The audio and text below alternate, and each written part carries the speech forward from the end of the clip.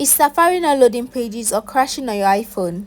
Don't worry, I've got some quick and effective fixes for you. Hi everyone, welcome back to our channel.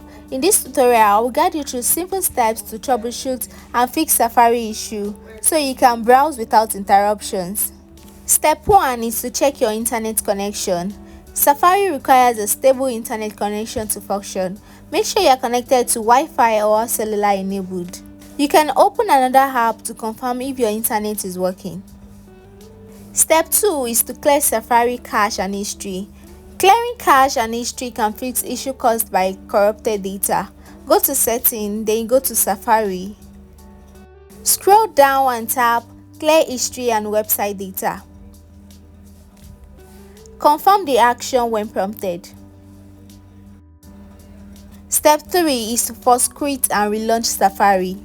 Sometimes a quick restart of an app can help. Swipe up from the bottom of the screen or double-click the Home button to open the app switcher. Swipe up on Safari to close it, relaunch the app and try again. Step 4 is to disable Safari extensions. Extensions can sometimes interfere with Safari. Go to the Settings app, then you go to Safari. Next, navigate your way to Extensions and juggle off any active extensions. Try Safari again to see if this will solve the issue. Step 5 is to restart your iPhone. Turn off your iPhone, then wait a few seconds and turn it back on. Step 6 is to update your iOS. Safari issues are often addressed in software updates. Go to the Settings app, then you go to General, then Software Updates and install the latest version. Step 7 is to reset all settings. If the issue persists, reset your settings. Go to the Settings app, then General, then click on Reset, then you click on Reset All Settings.